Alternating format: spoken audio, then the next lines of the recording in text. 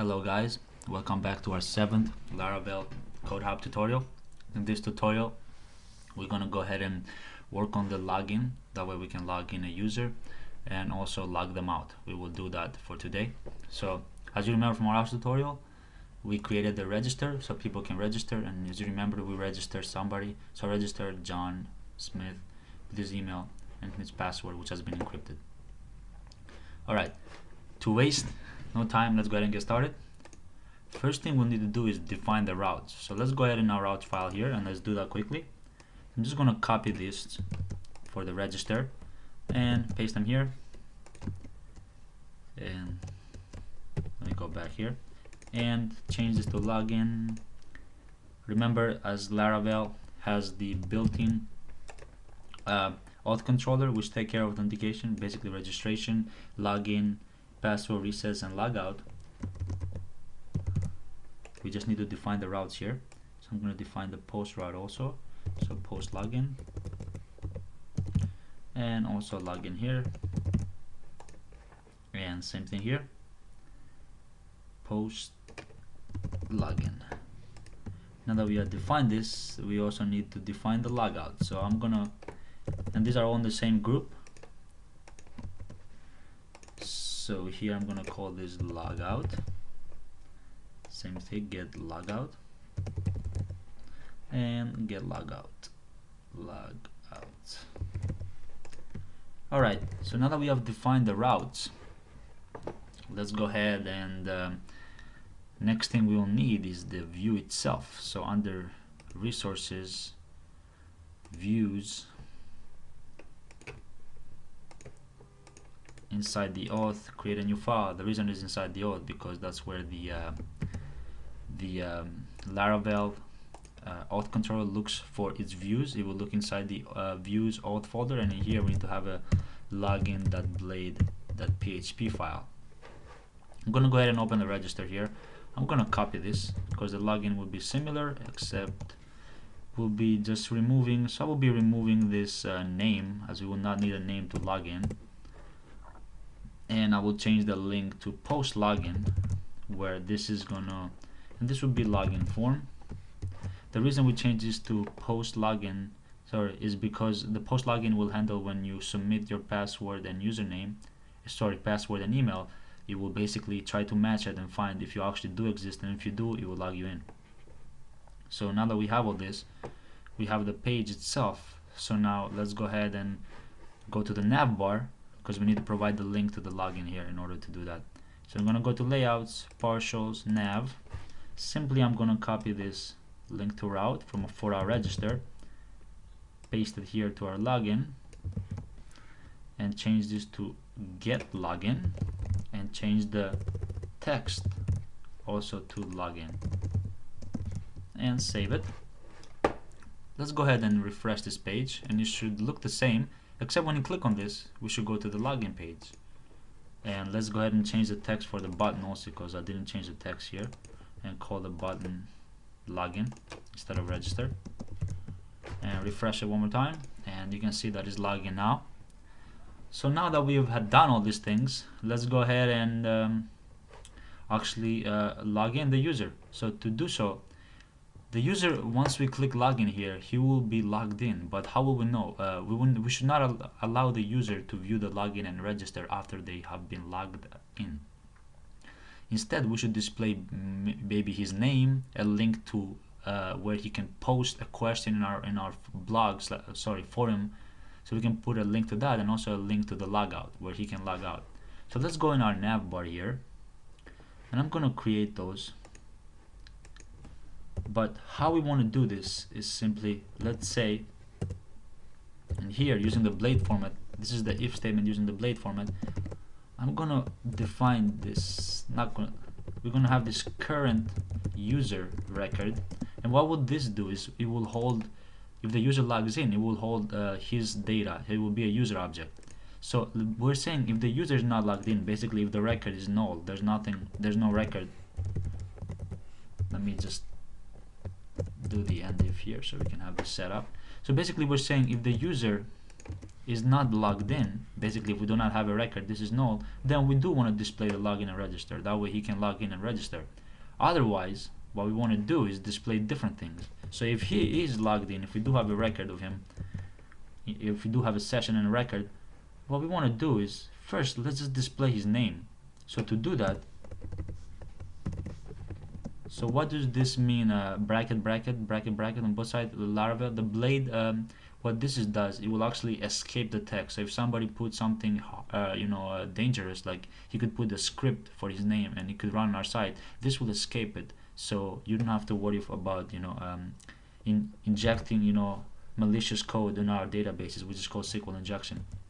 And this will take care of it, as you will escape anything that is malicious by using bracket. And then we're going to do the current user. So basically if the user is logged in, and we want to get, as you can see here from our database, we have a column called name, so we want to display his name. So we can do simply current user and then name. Another thing is, we're going to create a link for this in our other tutorial, but I'm going to put just question and see, like if they click on this, they will go to the link where they'll be able to ask a question, basically post something. And let's go put another item here. I'm just going to copy one of these, and this will be the logout. So I'm going to say get logout, as we did define the route for this. So if we, I misspelled it, logout and logout. Save this. So if we refresh this, we will get an error because we haven't defined this current user, and we need to find a way to pass this user record from view to view to view in order to make our code work. And if we're not able to do that, then basically we won't have a record of the user, so we can't keep track of him. But to do that, let's go ahead and open our command line, navigate to the code hub folder in your XAMPP htdocs, and in here we're going to run a PHP artisan make provider command, and we're going to call the provider composer service provider.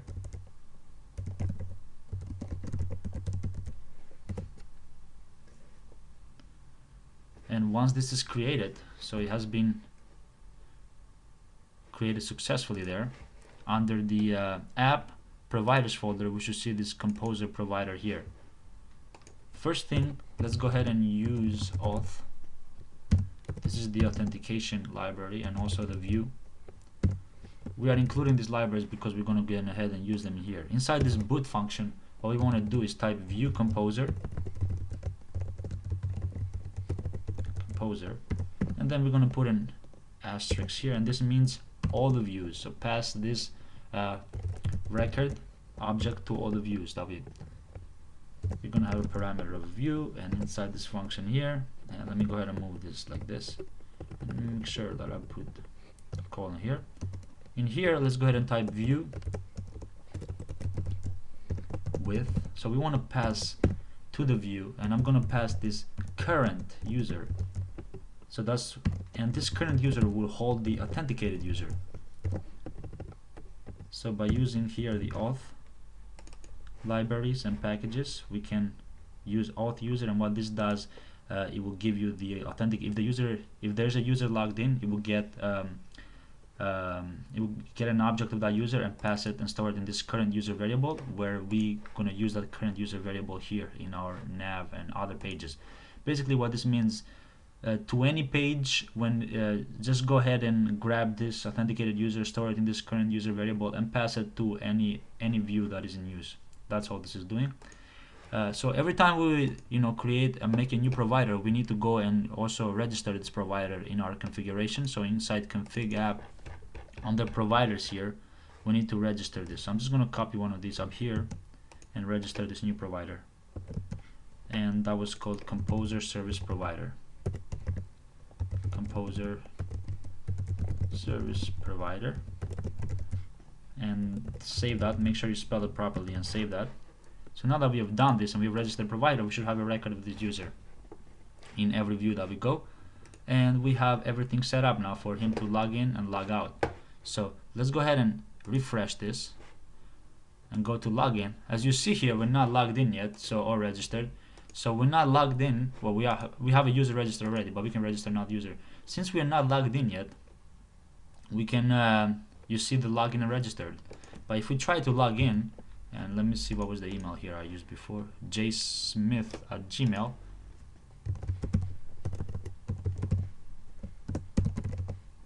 And the password I used before, which I think mine was password. And I logged in. You can see here the reason this is failing is because it's trying to take us to GitHub/public/home, but we do not have this route defined. But if we just go back to public, you can see that we are logged in actually. As you can see here, we are logged in and we see the name, question, and a logout. So to fix that redirection where it's failing, we can simply go into our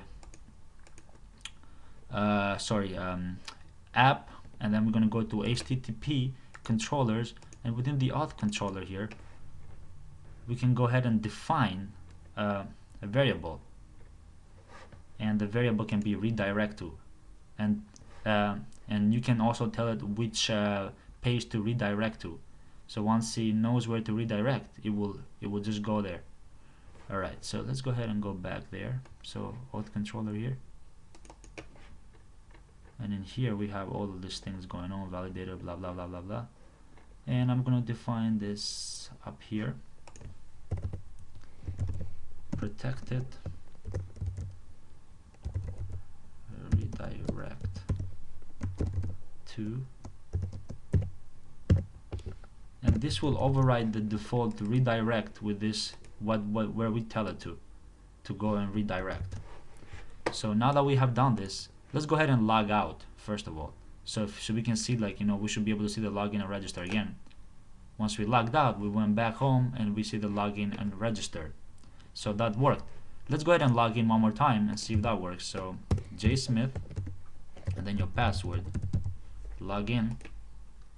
As you can see, we have been redirected back to the correct page now since we changed this redirect. And also we have the logout and John Smith and the question. So we need to put some classes here to make this look nicer. So we can do that back in our nav bar. But let me go ahead and put a comment here and paste this here. So let me copy it one more time, sorry, and paste it. Remove this, and I'm gonna say overrides redirect path, and I'm gonna close this. Okay, so now in our nav bar, let's go ahead and make this look a little nicer. So let's apply some classes. So we have login and in here within our nav bar. So there's something we missed here. We have a logout which works just fine, and then we have a current user and we have a questions. And the reason why these are not doing it the right way is because these are not links. So if we just put this inside a tags, and then we're going to define the routes for this later when we have the actual pages for these. So I'm going to put an A here and then an N, closing a tag here. This should be aligned now. So as you can see here, we have them aligned. So we don't have any routes for this yet, but you see once they're logged in, we have the user's name and we have the link where they can click question, and then they will go ahead and be able to log in, and we have a logout, but we don't see a register or login, which we do not want to allow the user to do that since they already logged in. Let me go log out again, register. So if I register, I should have another, so I'm going to say Bob Smith, and I'm going to see bsmith@gmail and password. So what the registration does here, the Laravel built-in authentication, is if I register this user, it's going to insert a record in the database, and it's also going to log him in. So we should be able to see here the login once he registers. So you see, he did register and he is also logged in. And if we can see in our database, we see another user, Bob Smith, and we can log him out also. But let's change this to something more, maybe welcome, and then something like that, so we can show him, we can give him a welcome I'm gonna put this inside the A tags just to make it look nicer, and refresh that, and you can say welcome Bob Smith, and we can log out. So let me just log out. Alright guys, so we went over the login and logout in this tutorial. In the next tutorial, we're going to go ahead and start building the pages with a page. We're going to start building a form for asking a question. So we're going to go ahead and work on the ask a question form.